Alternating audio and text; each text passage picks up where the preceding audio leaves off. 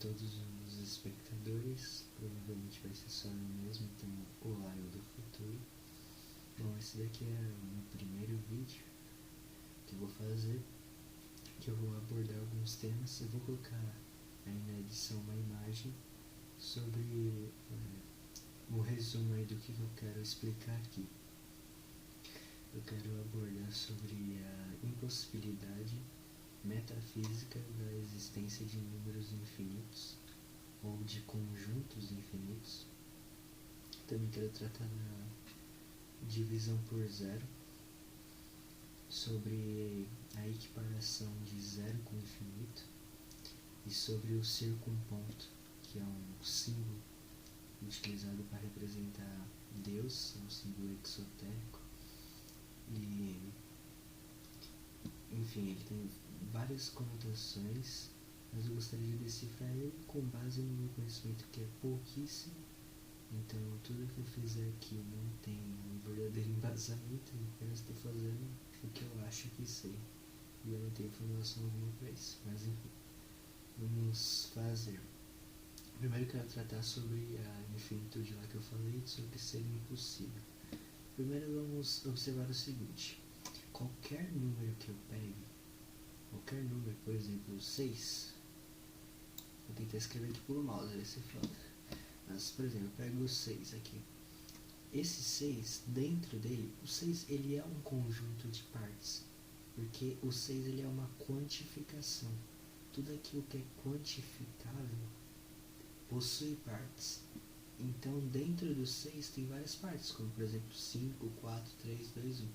E por meio de uma fração, eu consigo extrair uma parte do todo, que é o 6.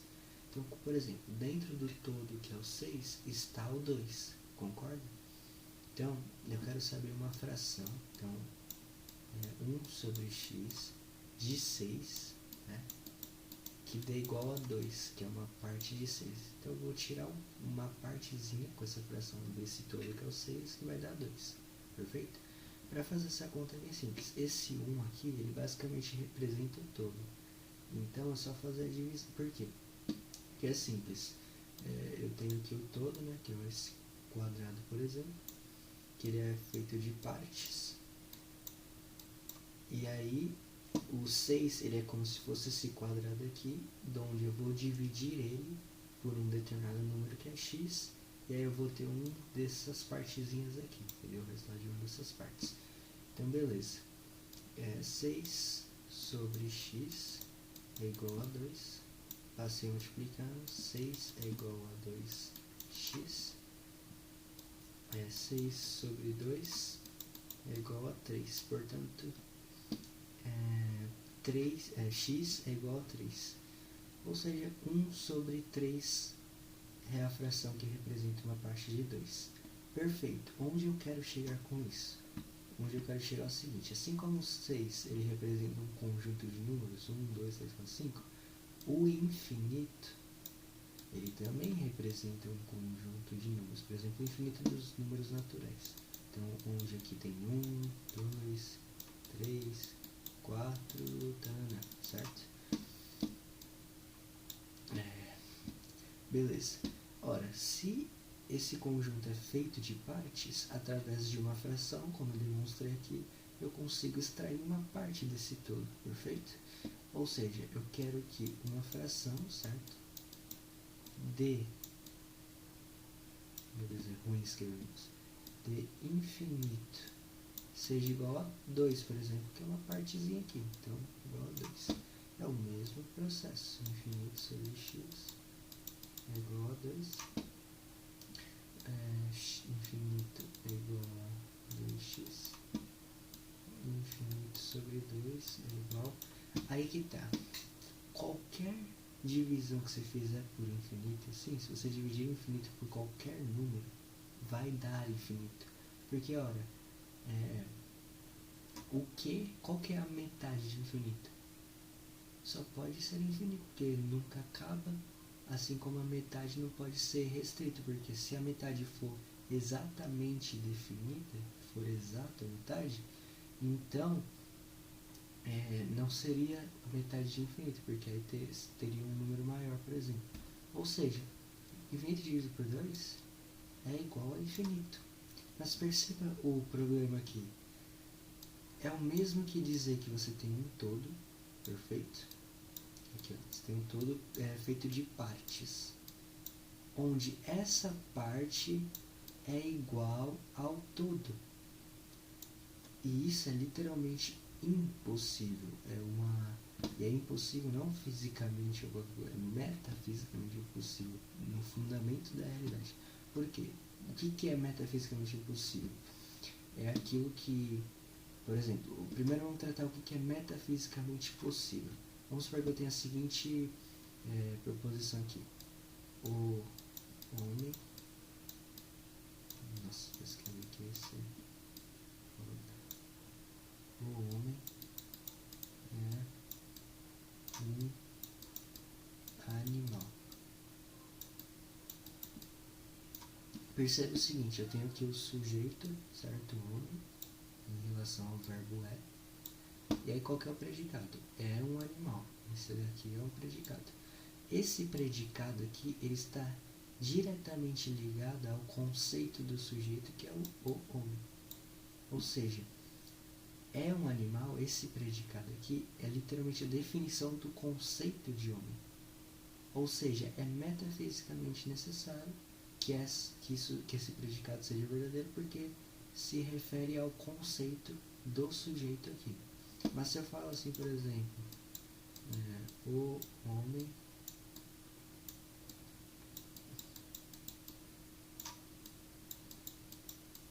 é burro. Isso daqui não faz parte da definição do sujeito homem. Portanto, não é metafisicamente necessário. Ele pode ser por acidente, mas não é necessário que realmente seja. Então, o que é metafisicamente impossível? Aquilo que o predicado vai contradizer o predicado que existe a priori em relação ao sujeito homem. Por exemplo, homem é um animal. Se eu escrevo aqui, homem não é um animal, esse predicado não é um animal contradiz o predicado a priori de que homem é um animal, que é necessário. Portanto, é impossível que o homem não seja um animal. É basicamente isso. A mesma coisa que eu estou tentando dizer aqui. É aquilo que possui, a definição de conjunto. A definição de conjunto é aquilo que possui partes, aquilo que possui componentes. Se o componente aqui ele é igual ao todo, contradiz, porque o componente necessariamente tem que ser menor que o todo. Então, se a gente conclui que a parte é igual ao todo, na verdade ele não tem partes. Ele, portanto, é uma única unidade indivisível. Na verdade, não se trata nem é uma unidade, porque isso não é quantificado. É apenas algo indivisível, certo? E qual que é... Chegando nesse sentido, isso daqui não existe. Os números não são infinitos. Na verdade, eles possuem apenas potencialidade de sempre aumentar mais um. Então, porque se isso aqui existisse, significa que o infinito é composto por partes, o que é uma contradição metafísica. Perfeito? Agora o que eu quero tratar? Eu quero tratar da relação entre infinito com zero. Porque perceba, o infinito ele é indivisível, o zero também.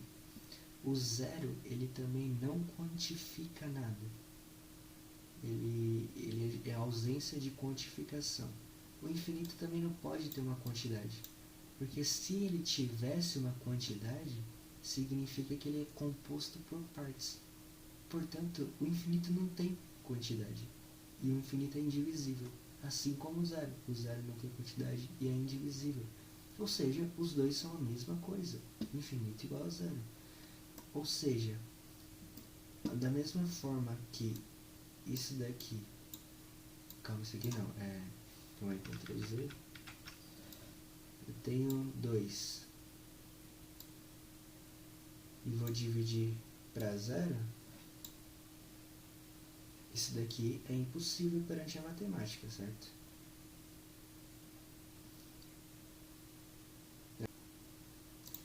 voltando aqui, eu estou na versão gratuita do gravador, então isso deixa por partes. Enfim, 2 dividido por 0, isso aqui, se você colocar na calculadora isso daqui, é impossível, ele não realiza. Mas é o mesmo que dizer que é 2, como a gente conclui que o infinito é igual a 0, é o mesmo que 2 dividido por infinito. Só que se eu tenho 2, certo? E vou dividir para infinito, qualquer divisão que eu faça por infinito é igual a infinito.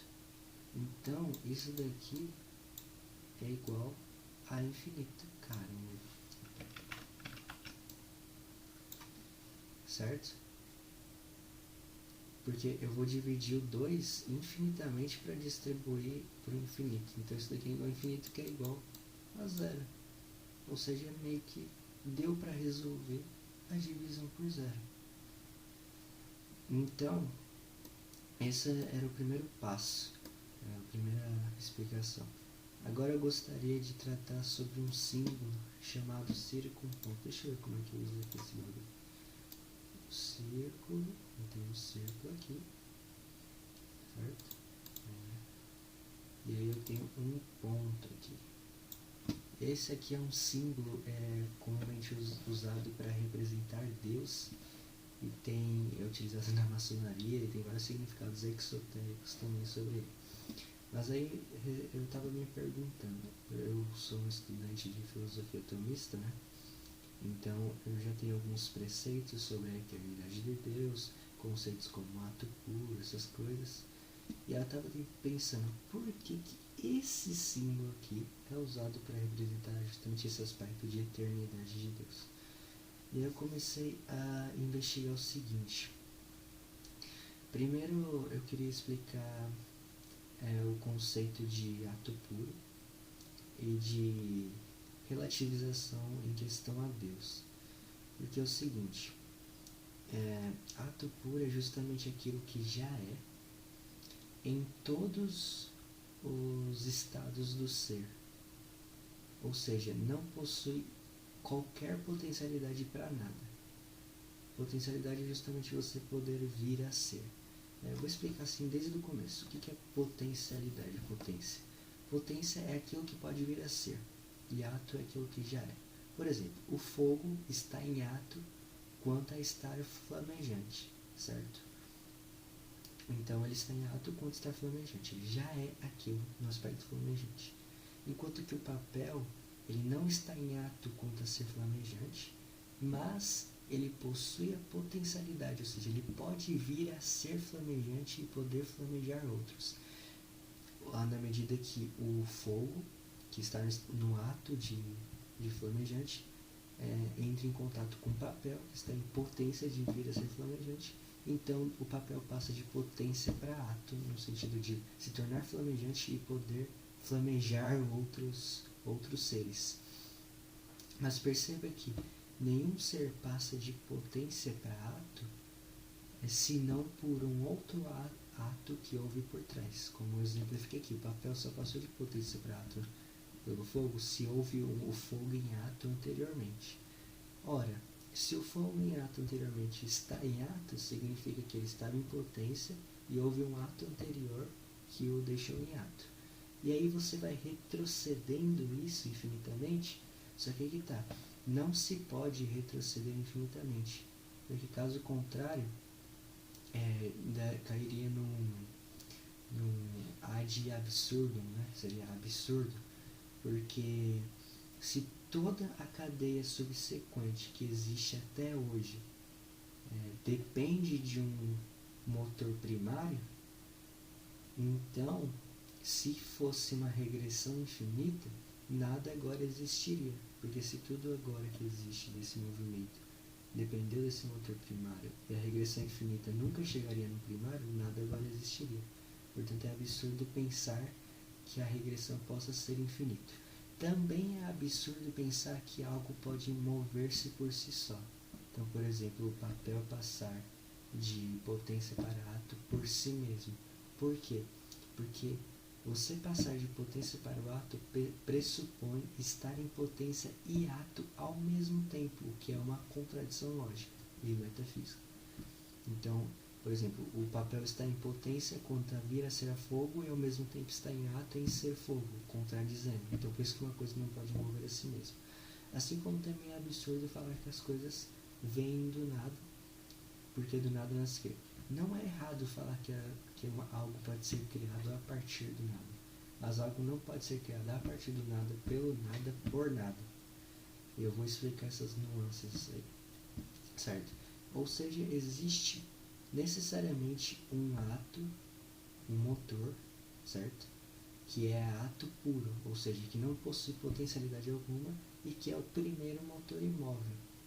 Então, é um motor que move os outros, mas que não está se movendo, ou seja, está em ato. Ele já é aquilo plenamente em todos os aspectos do ser e não possui potencialidade alguma, e caso contrário, iria pressupor um ato anterior. Beleza, então chegamos nessa conclusão. Esse ato puro é o que nós chamamos de Deus. Nós chamamos de Deus. E qual que é o ponto? Deus, ele cria, quando ele cria algo, ele não passa de potência para ato quanto a se criar, mas sim, ele sempre esteve em ato de criação. Isso não implica que ele está criando o mundo eternamente. Uma coisa assim, que a gente tem que exemplificar é o seguinte: por ser ato puro, não tem potencialidade alguma, a gente consegue distinguir algumas atribuições ontológicas, ou seja, atribuições relacionadas ao seu ser, que são inerentes justamente ao ato puro. Por exemplo, necessariamente Deus, ele é infinito. Por quê? Porque tudo aquilo que é finito possui potencialidade para aumentar mais. Eu não estou dizendo numa mera questão espacial, mas de qualquer outro atributo. Todos os atributos são infinitos porque qualquer atributo que seja finito possui potencialidade de aumentar mais um, assim como os números. Outro ponto que é o seguinte: justamente por estar em ato puro e ser o primeiro motor imóvel, como o próprio nome já diz, imóvel, ele nunca muda, ele sempre vai ser o que é eternamente. Então, ele nunca vai deixar de ser. Perfeito? Acho que a princípio é isso mesmo que eu queria dizer. Então, ele não passa de potência ato para criar. Na verdade, ele está em ato quanto à criação, certo? Então, mas ele não está criando desde a eternidade. Por quê? Porque para a criação depende necessariamente do quê? Da sabedoria e da vontade. Donde a sabedoria e vontade, estando em ato também, determina um início no tempo para toda a rede de causalidade.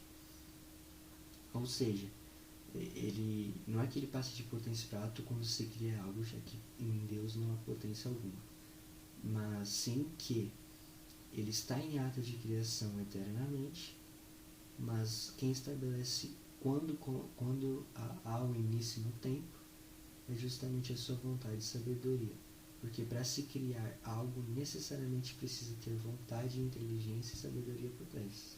Inteligência e sabedoria no mesmo sentido aqui. Então, é isso que determina. E aí perceba o seguinte: nesse sentido, não é que Deus cria, não é que Deus criou o universo, mas sim que nós somos criados por Deus. Como assim? Quem é criado por algo, esse algo é o Criador. Não nesse sentido, é no sentido de que não tem como haver essa relatividade de Deus para com nós. Por quê? Porque para haver essa relação teria que ter um grau de proporção mútua entre essa relação, né? Um grau de proporção mútua. Então, por exemplo, objetos inanimados, eles por si só não podem alcançar alguma finalidade, a menos... Opa, voltei. Um objeto inanimado ele não pode alcançar alguma finalidade, a menos que ele seja ordenado por um outro ser que tenha inteligência, vontade e seja o ordenador. Por exemplo, eu vou pegar uma caneta aqui, um lápis na verdade. Esse lápis, ele por si só não pode apetecer a uma finalidade. Mas eu, por exemplo, consigo, com a minha vontade e inteligência, ser o ordenador desse lápis para que ele alcance uma finalidade. Tipo uma bola de sinuca. Perceba que a causa da bola de sinuca de entrar no buraco é do taco, mas a causa de ter ordenado esse taco é justamente o jogador. Mas seria impossível que o taco sozinho batesse na bola com um fim de alcançar essa finalidade. Tem que haver um ordenador por trás. Aí o que eu quero dizer com isso? Eu vou jogar o lápis para cima aqui. Beleza, ele foi para cima e eu peguei de volta. Eu apliquei uma determinada força nesse lápis e ele foi um pouquinho forte. Eu consigo jogar ele mais alto ainda, como eu joguei agora. Ou seja, perceba que há um grau de proporcionalidade mútua entre o ordenador e o ordenado, entre o regente e o regido, né? Porque na medida que eu ordeno de uma determinada maneira, o lápis obedece mutuamente nessa força igual o meu regimento, né? Minha ordenação. Como Deus é infinito e o mundo tudo é contingente, ele é finito, contingente é justamente aquilo que possui potencialidade, né? Não tem como haver essa proporcionalidade entre essa relação, entendeu? Não tem como haver mutualidade entre ordenador e ordenado entre Deus. Pelo menos não de Deus com a gente, porque qualquer ordenação que Deus faz nesse sentido seria infinita, onde nós finitos não conseguiríamos ser mutuamente proporcionais. Enquanto que daria para ser o oposto. Se nós somos os ordenados, nesse sentido tem como haver essa proporcionalidade, porque não é do infinito com o finito, mas do finito para o infinito. Entendeu? Então, não é que Deus cria o mundo, mas que isso é apenas uma ilusão do nosso dialeto, né? Mas que nós somos criados pelo mundo.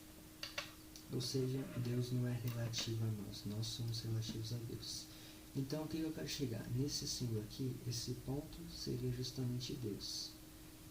Na verdade, não exatamente o ponto, mas o centro do círculo, perfeito? E toda essa área em branco, isso é o que eu não pesquisei a fundo, eu que presumi tudo isso, porque que usei esse símbolo. E aí essa parte em branco aqui da circunferência é o que? É o tempo. No caso, cada ponto dessa circunferência é um efeito da criação de Deus, do ser, né? E aqui a circunferência é justamente o fim do tempo, e aqui, a partir do centro, é o começo do tempo, onde toda essa cadeia de eventos, de efeitos, são relativas ao centro. Perceba o seguinte, por que um círculo e não um quadrado? Pelo simples fato do seguinte, deixa eu pegar aqui um quadrado.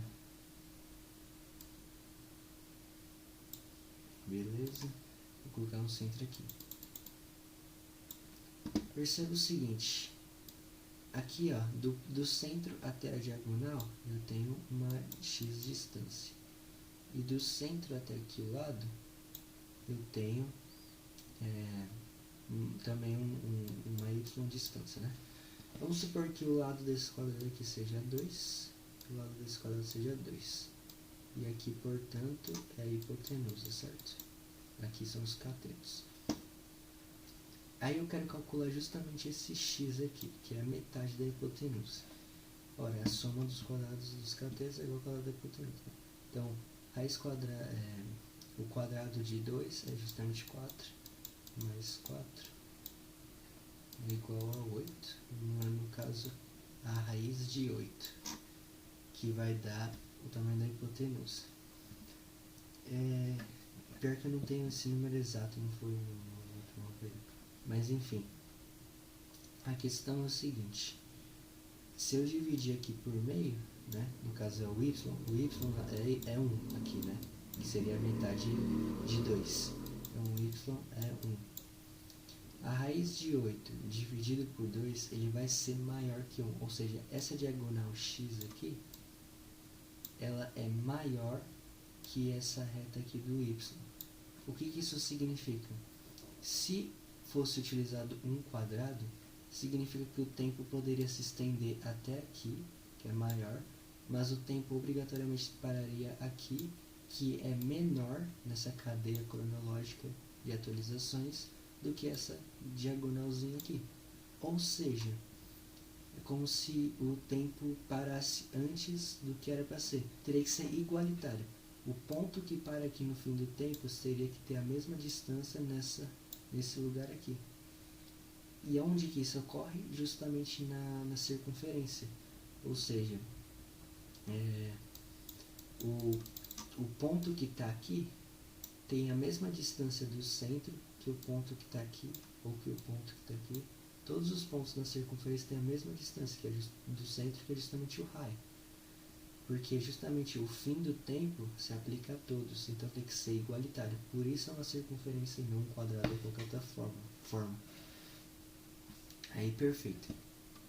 Então, peraí. Deus é o centro do círculo.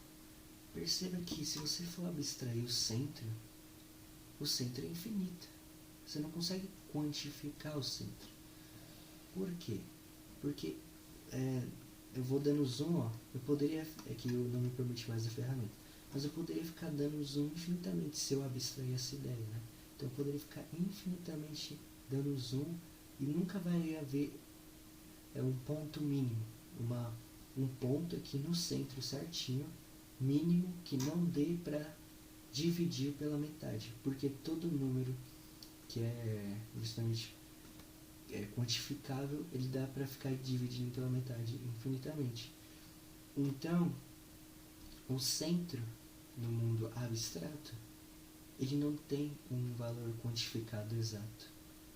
Ou seja, é o mesmo que infinito. O centro é igual a infinito, porque você nunca chega exatamente num ponto que é o centro.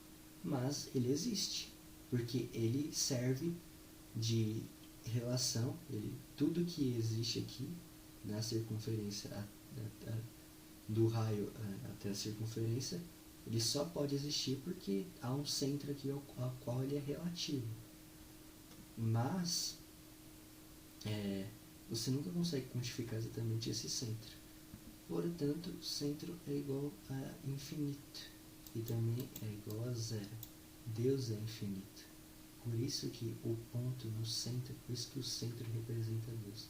Que o centro é infinito assim como Deus. E tudo que existe no tempo, aqui na parte branca, é relativo a Deus. Aí, quais outras coisas que eu queria traçar? Esse é o seguinte: o raio, em toda essa analogia muito louca que eu estou fazendo, ele seria o quê? O tempo até o fim.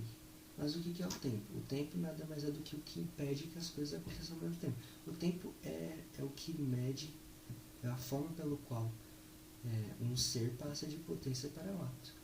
Então, como que a gente conseguiria quantificar esse raio aqui? Considerando, então, o raio, nessa analogia, é o quê? O raio é a cronologia temporal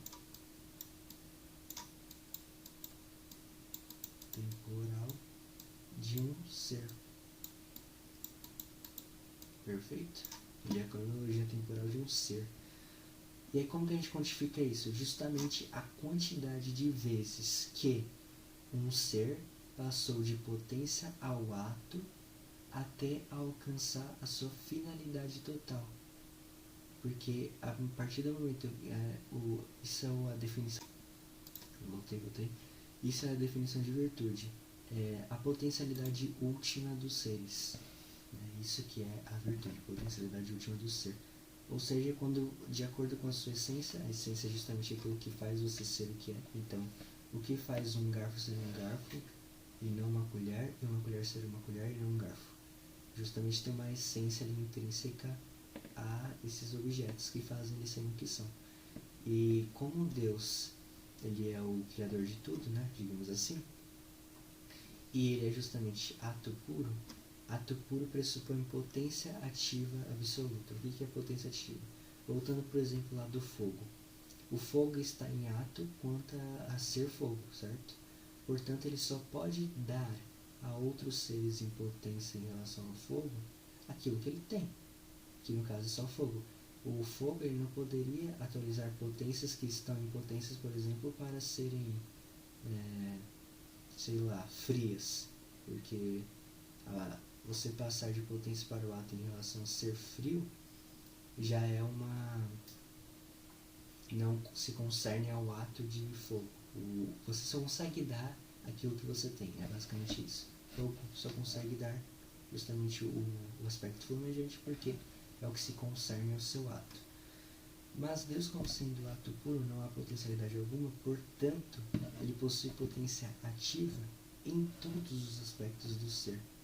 Então, o fogo está em ato somente contra fogo, então ele só pode doar fogo. Mas Deus não, ele está em ato contra tudo, então ele pode doar tudo. Portanto, quando Deus cria, ele cria o ser por completo. O que significa criar um ser por completo? Um ser com substância, matéria, essência, natureza, forma, tudo que se concerne ao ser, que faz ele por completo, é o que Deus pode fazer. Por exemplo, quando a gente vai criar uma estátua, a gente não cria a estátua absolutamente por completo. A partir da matéria que já existe, na qual a gente não criou, a gente faz lá a forma da estátua e cria algo. Mas a gente não criou aquele algo por completo desde o sumo zero. A gente pega coisas que já estão criadas. Então, a partir de coisas já criadas, a gente cria. E a Deus não. Deus, a partir do nada, lembra que eu disse? A partir lá do nada, cria um ser por completo. Inclusive, então, com uma finalidade. Porque tudo aquilo que é criado tem uma finalidade de acordo com sua essência. A finalidade do garfo é auxiliar para comer, por exemplo. É a finalidade dele. Então, quando Deus cria, ele cria com uma finalidade por justamente criar um ser por completo. Ora, se ele cria por finalidade, é isso que a gente chama de virtude, essa potencialidade máxima do ser que expressa a sua finalidade última. Então, se a gente contasse aqui a quantidade de vezes que ele passou de potência para ato até alcançar essa finalidade última, nós teríamos... ele estaria em ato com essa finalidade última e o tempo ali poderia encerrar o seu ciclo, porque o tempo não se aplica mais, já que ele alcançou essa finalidade última e, portanto, não vai se transformar mais.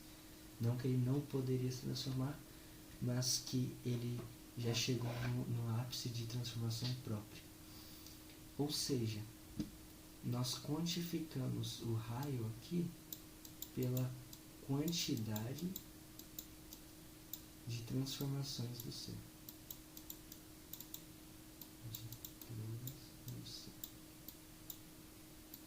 Perfeito? Então vamos supor que um ser passou de alta potência 10 vezes para poder chegar até sua finalidade. Aí só dando um exemplo hipotético. Então esse seria o valor do raio. Ora, se o ponto de finalidade é comum a todos os pontos da circunferência, como a gente viu, todos os raios são iguais, se eu conseguisse descobrir qual a quantidade de potência para ato que um ser precisa ter para alcançar sua finalidade, eu conseguiria descobrir, portanto, qual é essa quantidade para todos os seres e calcular o fim do tempo, porque a circunferência, nessa analogia maluca, é justamente o fim do tempo.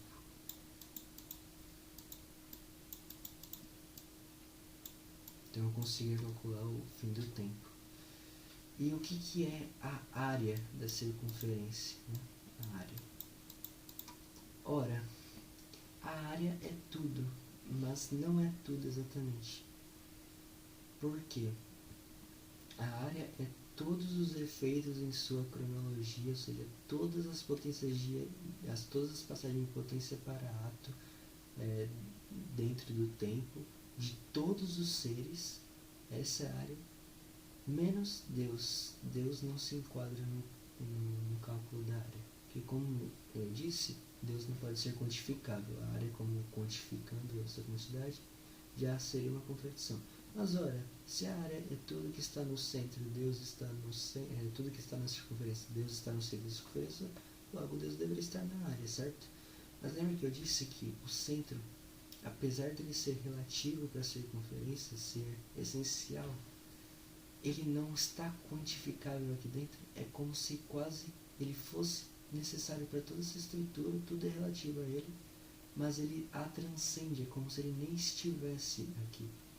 Ou seja, porque o centro não existe, matematicamente falando, e abstraamente, não sei qual, enfim, ele não existe. Por quê? Porque não é que ele não existe, ele existe porque se tudo se diz respeito a ele, então ele necessariamente tem que existir, mas no sentido de ele não pertence a esse lugar, entendeu? Ele apenas é o alicerce, mas sem pertencer, ou seja, a área não pode incluir aqui Deus, visto que a gente já calculou que Deus é infinito, e infinito não é quantificável.